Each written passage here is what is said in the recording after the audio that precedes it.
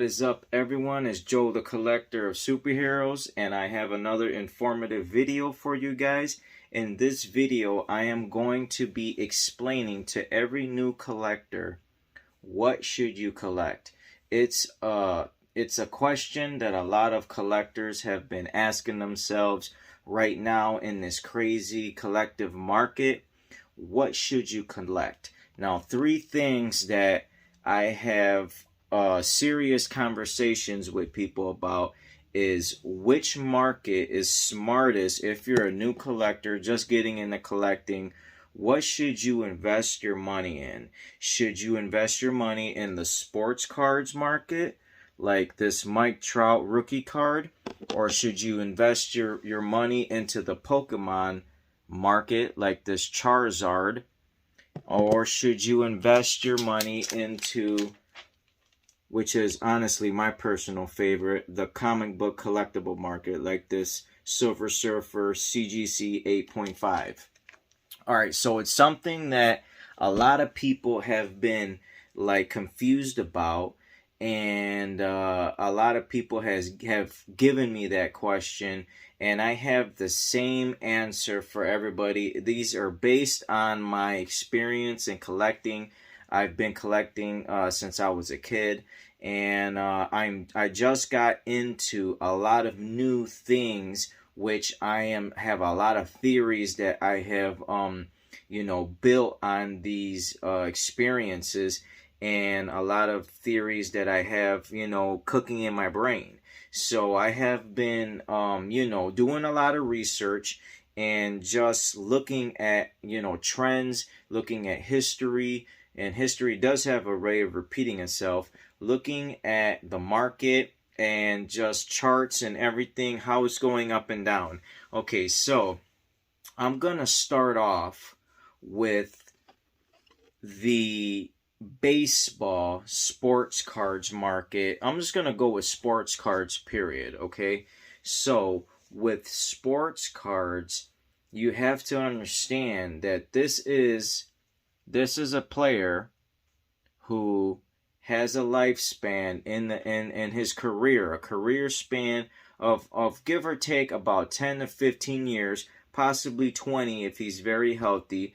And this player is gonna either be plagued, unless he doesn't get injured, he's gonna be plagued with some injuries in his career. He has a good 17-year on average, 15 to 17-year career if he's one of the good ones. And if you are investing in a card like this, you have to understand, if you have a short-term investment goal, if you want to make a quick flip, if you want to buy something and sell it right away, I'm going to tell you guys are making a mistake, because these cards have a long-term property, a long-term investment attached to them. These cards don't see the maximum return until you get them graded PSA. If they come back a PSA 10, you're in the money. But even then, if you are to grade this card and flip it right away, I'm going to be honest with you guys are going to regret it, because these cards have a long-term investment. These cards, they get traded, they lose popularity. A lot of these sports cards are being shuffled around by different companies. A lot of these sports cards are they're pretty scarce, but there is a lot of common in these cards. Unless you have a card that you pull in a pack and is worth a lot of money, and you only pay like $5 for that pack, then yes, you are one of the lucky ones. But if you buy one of these cards and you invest your money in one of these sports cards, I want you to understand that the smartest thing for you to do is put them away for the whole lifespan of this player. Because when they retire, or when they enter into the Hall of Fame, or when they get traded onto like a really good superstar team and they win a World Series or anything like that, any of those things can happen, and they make history, those are the cards that you want to go after. Like this guy here, Mike Trout, who he's already in the record books. Alright, so this card is something you would want to put away for a very long-term investment hold. Alright? And okay, so we're going to switch over now. Now that we talked about the sports card side of things, we're going to switch over now to the Pokemon side of things. All right, this is a Charizard Secret Rare Rainbow. Okay, these cards here are pulled in packs that go for around, when they first come out, around $5. Same as baseball cards, you know, pretty much the same, give or take around that price. But these cards have a nostalgia. They pretty much all got a nostalgia to them. But Pokemon is something that has been around for around 25 years, 25, 30 years, okay, give or take. And these cards have an attachment to them. They have a boom that comes every around 25 years. This is a card you're going to want to put away for at least 20 years. I know that sounds ridiculous, and a lot of people are like, that don't make no sense. All right, there's a boom right now, a nostalgia boom. Around every 25 to 30 years, there's a nostalgia boom. There's going to be another nostalgia boom, all right? And these cards are going to do another raise in price, and another raise in how much they're worth, okay? And so this is a card as well that you will want to get graded, certified, and put away. All right, put away for like 15 to 20 years and see the maximum growth of this card. If you buy this card and you just flip it, it's actually pretty ridiculous, because you are not getting the maximum potential of your return. All right, so this is what I believe the Pokemon cards are doing. So which one should you invest in? All right, which one would be smarter? Let's go over now to the comic books. All right, this is a CGC 8.5. Okay, this is a comic book a couple of years ago that I purchased for around $400.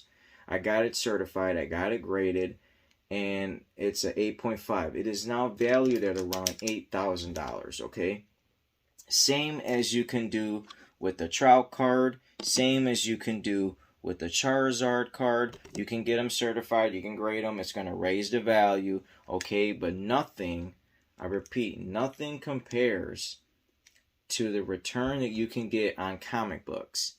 This character, he never dies. They're constantly pumping out material for him. They're constantly pumping out comics for this character. They're making movies. These guys don't get injured. All right, and the popularity of Disney owning Silver Surfer and the Fantastic Four and all these superhero characters is through the roof. Okay, the potential of these characters are through the roof as far as investment wise goes. Okay, not saying that the other two are dumb investments. They're not. They're great investments as well. But you have to understand how the market works. This character is not even reached his potential yet. They haven't even made a great movie about this character yet. All right, they made a couple other movies, but they weren't that good. Now that Disney has acquired the rights to the Fantastic Four, the X-Men, all these characters are going to start to appear in movies, and you have to ask yourself, which investment do you think you're prepared to invest your money in if you are new to collecting? If you're new to my page and you're new to listening to my theories and everything that I have, this information I give you guys, you got to ask yourself, what do you want to collect? Are you a long-term collector? Are you even a collector at all? Or are you a speculator? Or are you just a buy-sell tradesman that buys and sells? Or are you just somebody that wants to be a quick flipper? All right? This is something you have to ask yourself. If you are getting into this market, if you're getting into comic books or sports cards or Pokemon, are you going to take a loss on your investment? If you guys do it for short term on these sports cards and expect to get rich, or these Charizard cards, you're taking a huge gamble and losing a lot of money really quick. All right, because you're going to be investing a lot of money into these cards, and the market is starting to go down. Now with these sports cards, In 2026, Fanatics has bought the rights. They have bought the company, I believe, Topps and Panini. All right, so they have purchased these companies, and they are going to start a new. There's a lot of people who think that there will be another boom in the sports cards market around 2026, but you don't really understand what's going to happen with that. You don't know what's truly going to happen with the market in 2026 when Fanatics takes over and they start making these cards. Yes, these might be more sought after, they might be more rare, but what has happened in the past when a company has stopped making a certain kind of card? Has that card really rose in value? I don't know. A lot of older collectors that have been collecting sports cards might know this answer, but same with Pokemon cards. All right, these cards, they only make so many of them, and then they start reprinting them, which a lot of these Pokemon are starting to appear in video games, in magazines. They're even making some comics about them. But which one, the question I have for you guys that are watching my video, and if you're new to my video, please give me a like, subscribe, and feel free to share this information with anybody who it might help. All right, with these sports cards, the wiser thing would be to grade them, sit on them, and get the maximum potential for at least 15 to 20 years. You're going to want to sit on these. Anywhere from 10 to 15 years, the lifespan of this player. Once they reach the Hall of Fame, or they die, or they win a World Series or something like this, or they have a historical moment in history, that's when these cards are going to rise to their maximum potential. With these Pokemon cards, we're going on nostalgia. These are childhood memories.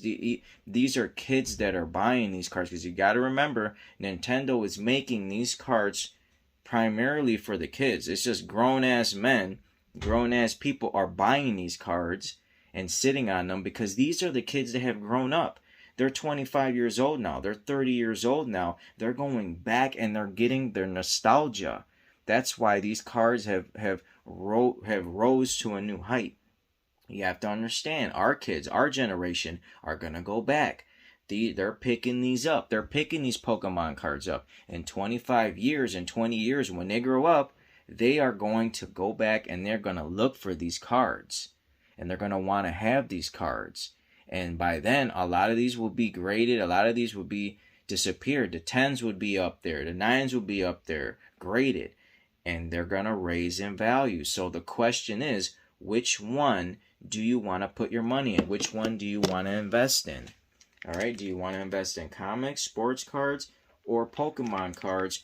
There's a lot of other things you can invest in too. Like if you guys can see in the back, I have a lot of vintage toys. I have a lot of statues, things like that, art prints. These things are also cool to collect. There's a lot of different things that you can collect and make money off of. But my focus is the three most popular ones, which is sports cards, Pokemon, and comics. All right. And when it comes to grading, I'm going to get into another video. I'm going to make another video about grading. I'm going to make another video about how I collect, how I search for comics.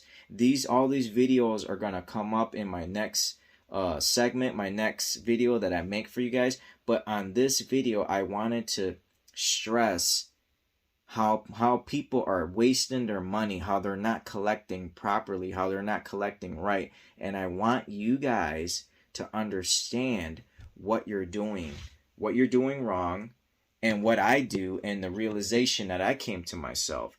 Now, I love sports cards, I love Pokemon, but the cream of the crop to me, the one that makes me the most money and brings me the most return, are comic books. There's nothing on this world. There's nothing. I'm gonna take that back. There are some things that can get you filthy rich, but as far as a nerd, as far as a geek, as far as someone who has their passion on nostalgia and collectibles like this, comic books are on another level. I don't even think video games can touch the level that comic books are on. All right. And they're cheap to find. You can still find comic books. They're starting to raise up in price a little bit, like $5 to $8 per issue for the new moderns. But you can still find them. They're dropping a ton of first appearances and keys in these new modern comics, which I will get into that in another video. What you should collect: modern, golden age, silver age. What should you collect? All right, that's another video that I'm gonna make for you guys. But for this video, I wanted to stress how you should collect and the purpose of these three and what they're doing with the market. How is the smart way to collect? All right. I'll leave you guys with that thought. As always, Joe the Collector Superheroes. Before I leave, I want to give my boy Darnell, I want to give him a big shout out, and he's a friend of mine. I wanted to give him a shout out for always giving me some good knowledge, and we have a lot of debates like this. We have a lot of conversations, and he is a good friend of mine who he's a collector like myself and an investor.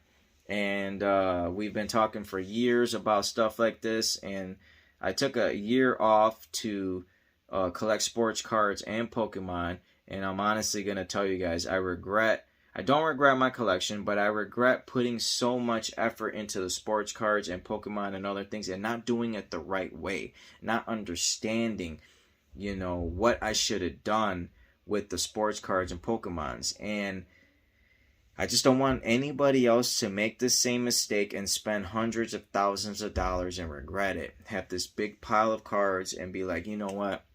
I should have done things differently. So with that, I'm going to let you guys soak on that.